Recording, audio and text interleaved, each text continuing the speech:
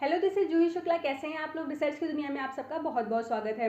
आज मैं आप लोगों के साथ शेयर करने वाली हूँ फेलोशिप के ऊपर, क्योंकि फेलोशिप के ऊपर आप लोग मुझसे बहुत सारे क्वेश्चन पूछ रहे हो कंटिन्यूसली कि मैम हम कौन सी फेलोशिप अप्लाई कर सकते हैं। हमारे पास जीआरएफ नहीं है, हमारे पास जेस नहीं है, हमारे पास गेट नहीं है, हमारे पास किसी भी तरह का फेलोशिप नहीं है, तो हम किस तरीके से फेलोशिप हमको मिल सकती है पीएचडी या एमफिल के टाइम पे। तो जो भी स्टूडेंट फेलोशिप को लेके कंफ्यूज हैं, तो इस जो भी मैं आगे वीडियोस बनाने वाली हूँ, तो फेलोशिप के ऊपर मैं 2-3-4 कंटिन्यूसली वीडियो बनाने वाली हूँ जो कि अलग अलग हैं। जैसे कि एक वीडियो मैंने लास्ट में बनाई थी, उस पर आप लोगों ने बहुत सारे क्वेश्चन पूछे थे, मैं लिंक डिस्क्रिप्शन में डाल दूंगी, तो उसको आप चेकआउट कर लीजिएगा कि पीएचडी के टाइम पे अगर आपके पास जीआरएफ नहीं है तो आप किस तरह से कौन कौन सी फेलोशिप ले सकते हो या फिर किस तरह की फेलोशिप होती है। इसके ऊपर मैंने सारी चीज़ें बहुत ही डिटेल में डिस्कस की थी। लेकिन उसके ऊपर आप लोगों ने बहुत सारे क्वेश्चन पूछे कि ma'am Rajiv Gandhi national fellowship किसे मिलती है, क्यों मिलती है, एलिजिबिलिटी क्राइटेरिया क्या है, प्रोसेस क्या है, कब निकलेगा कब नहीं, इस तरह के क्वेश्चन बहुत सारे हैं। तो आज मैं आप लोगों के साथ राजीव गांधी नेशनल फेलोशिप के बारे में बात करने वाली हूँ। किसको मिलता है, एलिजिबिलिटी क्राइटेरिया क्या है, प्रोसेस क्या है, कितना मिलता है, ये सारी चीज़ें मैं डिस्कस करूंगी। उसके बाद में नेक्स्ट मैं ओबीसी के ऊपर भी बनाऊंगी, जो नेशनल फेलोशिप मिलती है ओबीसी स्टूडेंट्स को, उनके ऊपर भी मैं ये वीडियो बनाने वाली हूँ। तो आप मेरे चैनल को फॉलो कर लीजिएगा ताकि आपको फेलोशिप के रिगार्डिंग जो भी क्वेश्चन हैं वो सारे क्लियर हो जाएं। तो आज हम आपके साथ बात करने वाले हैं राजीव गांधी नेशनल फेलोशिप को कि ये किसको मिलता है और उसका एलिजिबिलिटी क्राइटेरिया क्या है। तो चलिए बात कर लेते हैं। सबसे पहले हम बात करेंगे कि राजीव गांधी नेशनल फेलोशिप है क्या, ये किसके लिए है। तो ये सिर्फ एससी और एसटी स्टूडेंट्स के लिए है। जो भी एससी एसटी के कैंडिडेट हैं जो कि एमफिल कर रहे हैं, पीएचडी कर रहे हैं, वो उनको हेल्प करती है। गवर्नमेंट की स्कीम है जो कि एससी एसटी के स्टूडेंट्स को हेल्प करती है पीएचडी करने के लिए, ताकि कुछ इसमें अमाउंट मिलता है। ये सारे अमाउंट वगैरह क्या मिलता है मैं आगे बताने वाली हूँ, तो आप पूरे वीडियो को देखिएगा ताकि आपको कोई भी जो भी क्वेरी है आपकी सारी क्लियर हो जाए। तो गवर्नमेंट का ये रूल है। और सबसे बड़ी बात कि हमेशा जुलाई के टाइम पे ही आता है, क्योंकि ये क्वेश्चन बहुत पूछते हो कि मैम आरजीएनएफ कब में आएगा, कब आएगा कब आएगा। तो हर साल आरजीएनएफ जो राजीव गांधी नेशनल फेलोशिप है वो हर साल जुलाई के आसपास आता है। तो आपको अगर आपको अप्लाई करना है तो आपको नज़र बनाए रखना है। या तो आप पीएचडी कर रहे हो तब भी आप इसे अप्लाई कर सकते हो, और पीएचडी नहीं कर रहे हो मतलब करने की सोच रहे हो या करने वाले हो, एडमिशन ले चुके हो, तब भी आप इसे अप्लाई कर सकते हैं। तो सबसे पहले हम देख लेते हैं कि इसका एप्लीकेशन प्रोसेस क्या है, किस तरीके से ये एप्लीकेशन भरा जाएगा।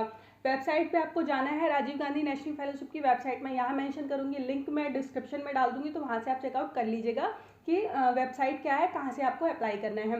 वेबसाइट पे जाना है, सारे डॉक्यूमेंट्स आपके सारी चीज़ें लगेंगी, इस चीज़ को आपको ध्यान रखना है। आपके पास जो भी सर्टिफिकेट्स कार्ड्स हैं, जो भी आपके पास हाई स्कूल से लेके आपके पास लास्ट आपने जो भी एग्ज़ाम दिया है वो सारे सर्टिफिकेट्स, प्लस आपका कास्ट सर्टिफिकेट, इस तरह के सारे सर्टिफिकेट्स लगेंगे।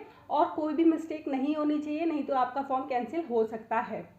फॉर्म को अच्छे से फिल करना है, फॉर्म को सारी इन्फॉर्मेशन बिल्कुल ठीक देनी है। कोई भी अगर आप गलती करते हैं तो कमीशन के पास पूरा राइट होता है कि आपके फॉर्म को कैंसिल कर दे। सारी चीज़ें अच्छे से सिग्नेचर वगैरह करानी है। आपके हेड ऑफ डिपार्टमेंट के सिग्नेचर होंगे, हेड ऑफ डिपार्टमेंट, रजिस्ट्रार, ये सारी फॉर्मेलिटी आपको पता चल जाएगी क्या क्या फॉर्मेलिटी होनी होती है। ये सारी फॉर्मेलिटी करके आपको अच्छे से सबमिट करनी है। अगर आप कोई भी मिस्टेक करते हैं तो वो टोटली आपकी गलती होगी, क्योंकि कमीशन के पास पूरा राइट होता है कि आपके फॉर्म को कैंसिल कर दिया जाए। अब एक चीज़ और मैं यहाँ पे डिस्कस कर लेती हूँ कि हर साल कितने नंबर्स को ये फेलोशिप मिलती है, क्योंकि इसमें कोई एग्ज़ाम नहीं है, ये मेरिट बेस पे होता है। आप अच्छे से जानते हो कि मेरिट लिस्ट बनेगी, उसके अकॉर्डिंग ये फेलोशिप मिलेगी। तो देख लेते हैं कि किसको कितनी मिलती है। यानी कि एससी स्टूडेंट जो है, यानी कि शेड्यूल कास्ट में जो स्टूडेंट या कैंडिडेट आते हैं, 2000 वहाँ पे 2000 स्टूडेंट को हर साल दी जाती है, और 600 प्लस स्टूडेंट को एसटी स्टूडेंट्स को ये हर साल इनके लिए निकाली जाती है। यानी कि 2000 एससी स्टूडेंट्स और 600 प्लस एसटी स्टूडेंट्स के लिए। मैं यहाँ पे नंबर मेंशन कर दूंगी, मुझे क्लियर नंबर याद नहीं आ रहा है, तो ये समथिंग यही है, 2000 एससी के लिए और 600 समथिंग एसटी के लिए निकाला जाता है। तो इस चीज़ को आपको देख लेना है। सारी चीज़ें करके हेड ऑफ डिपार्टमेंट से सिग्नेचर करा के उसके बाद आपको ये सबमिट करना होता है। मेरिट बेस पे ही ये होता है। नेक्स्ट अब हम यहाँ पे बात करेंगे कि ये 2 साल के लिए इसका टाइम होता है कि 2 साल आपको मिलेगी। उसके बाद अगर आपका रिकॉर्ड अच्छा नहीं रहा तो 1 साल आपको चांस और दिया जाएगा, और 3 साल में आपको ये ख़त्म कर दी जाएगी अगर आप पीएचडी कर रहे हैं तो।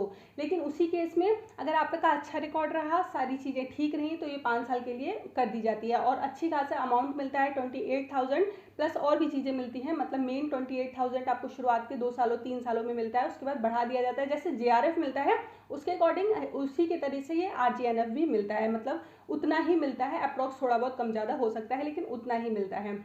जो भी मीटिंग होती है आपकी, 2 साल आप कंप्लीट कर लेते हो, आपको आरजीएनएफ मिल रहा है, उसके बाद मीटिंग होती है, तो उसमें आपके यूनिवर्सिटी के आपके सब्जेक्ट के जो गाइड होते हैं वो लोग होते हैं, उसके बाद बाहर से भी एक एक्सटर्नल रखा जाता है।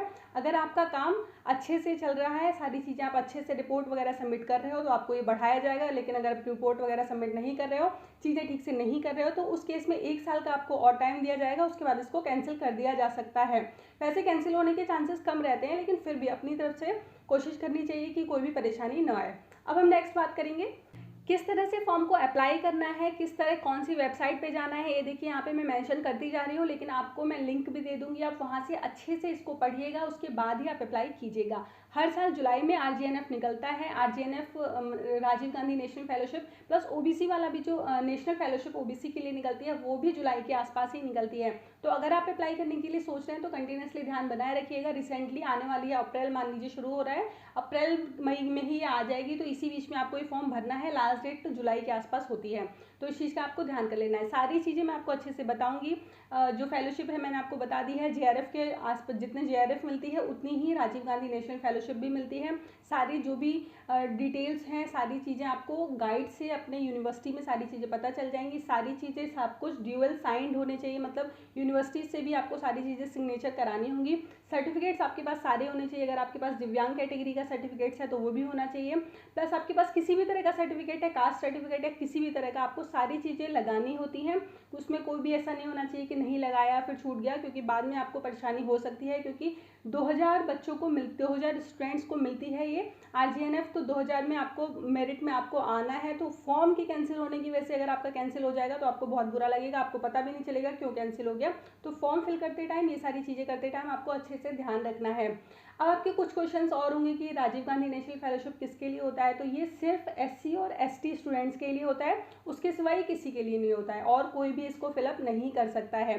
एज लिमिट वगैरह भी मैं आपको मेंशन कर दूंगी कि एज लिमिट वगैरह क्या होती है या होती है या नहीं होती है, सारी चीज़ें मैं आपको मेंशन करती जाऊंगी, आपको सारी चीज़ें पता चलती जाएंगी।